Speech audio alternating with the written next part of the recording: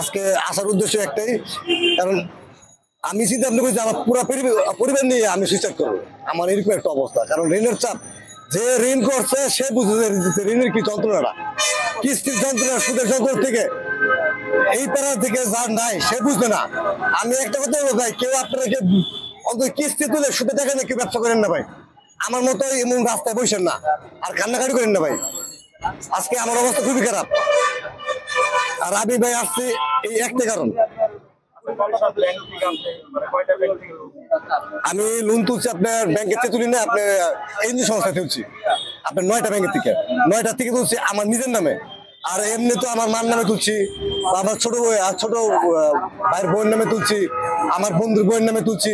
তো এরকম আরো 4-5টা আছে প্রায় বাইরে হলে প্রায় আমি 15-20 লক্ষ টাকার উপরে আমি ঋণগ্রস্ত, লাভের টাকা বাদ দিই। তো আজকে আমার বাচ্চাদের দুধ কিনবো, আমার বাচ্চা দুধ কিনে টাকা বলতে মানে আজকে সকালে আমি এখানে আসছি, আজকে প্রেস ক্লাবে 500 টাকা হালাত করে পরে আসছে ভাই। আমি তোর সন্ধ্যা আমি আইসা যে দিচ্ছি আজকে ভাই।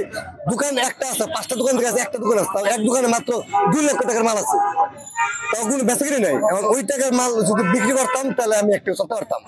আজকে ঈদ গেল, ওই ঈদ গেল, আজকে নির্বাচন আগের থেকে ধরে আজকে দোকান নেই, আমার কোনো বেচা কিনে নাই, বেচা কিনে নাই দিকে আজকে অবস্থা তো খারাপ।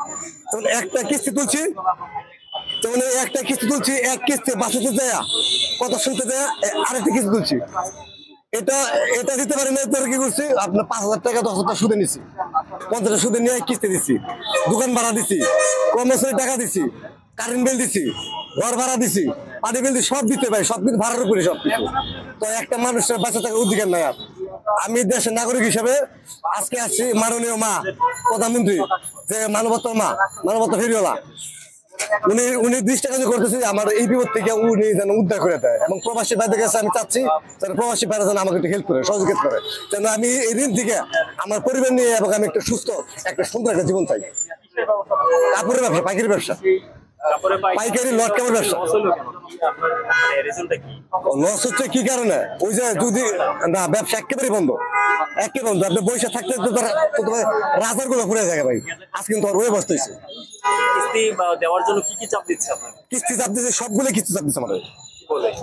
কিস্তি না দিতে পারলে আপনি অর্ডার আপনার চেক বই দিচ্ছি, ওই চেকের নাম আমার যে ক্যাশ ডিজাইনার থেকে যে মামলাটা বলে ওই ওই ওই মামলা মুক্ত করে দেবো আপনাকে। তো এমনি তো আমার অবস্থা খারাপ, যদি আরো মামলা মুক্ত খাই, আমি তো এমনি ঘরে ঠিক মতো খাইতেই পারি না। আমি ঘরের ব্যাপার ঠিক মতো চাইলে বাজার না, আমার কি অবস্থা। কারণ সহজে কিন্তু কম কষ্টে কিন্তু আমি আজকে প্রেস ক্লাবে আসছি নাই, আমার এই দুঃখ নিয়ে আসছি। আমি মিডিয়ার সামনে বা আপনাদের সামনে তুলে ধরতে যেন আমাকে একটু সহযোগিতা করে আপনার সবাই। বললেন বাড়ি ছাড়ার কারণটা কি? বাড়ি ছাড়ার কারণ কি, বাড়িতে ঠিক মতো থাকতে পারি না আমি, কিস্তি যন্ত্রণাতে আমি থাকতে পারতেছি না। কারণ আজকে দিব, কালকে দিব, কালকে দিব, কারণ দিতে পারতেছি। কারণ দোকানে যদি ব্যবসা চলতো তাহলে কিন্তু আমি কিস্তি দিতে পারতাম। এখন যদি ব্যবসা যদি না চলে, কারণ যে ব্যবসার জন্য আমি এত ঋণ হয়েছি, ব্যবসা না চলতো আমি ঋণটা দিব কিভাবে? কিন্তু এটা তো কিস্তিটা বুঝতো না। কিস্তিটা কি বলে, টাকা ভাই টাকা দিতে হবে।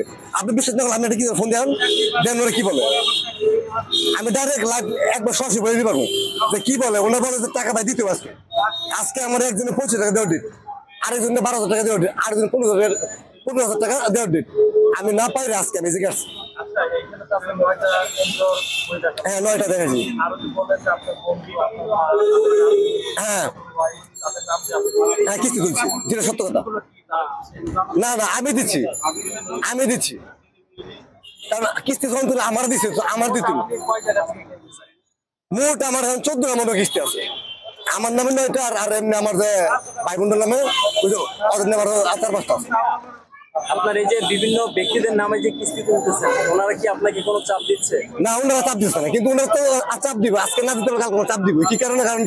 কারণ কিস্তি কিন্তু আমার তুলে দিচ্ছে যে ব্যবসার লেগে। কারণ যেহেতু ব্যবসা আমি করতে পারতেছি না, ওটা লসে গেছে, কিন্তু ওনারা তো এটা বুঝবে না। ওনারা কিন্তু ব্যবসা দিচ্ছে লাভের জন্যই, যে ভাই তুই ব্যবসা কর। আমি এমনি করে করছে, আমার অনেক বন্ধু বান্ধব, আমার ভাই বান্ধব মোটামুটি হেল্প করছে, ঠিক আছে। এবং কি আমার যে গ্রামের মেম্বার ছিল, ঠিক আছে, উনিও মোটামুটি আমার হেল্প করছে, ঠিক আছে। এই বিভিন্ন পরিচিত ব্যক্তিদের মাধ্যমে কিস্তি তুলে কি ওনাদের সাথে সম্পর্কের হচ্ছে? না না, ওনাদের সাথে সম্পর্ক খারাপ হয় না, কিন্তু কথা বললে তো বোঝা যায় যে একটা মানুষ কি বলতে চায়, পারে না মারতো আর কি। হ্যাঁ পারিবারিক চাপে আছে, খুব মারাত্মক চাপে আছে। কারণ কি সবাই আমার ছেড়ে দিছে, খালি আমার সন্তান, আমার বউ বাচ্চা আমার ছাড়তে পারে না। এবং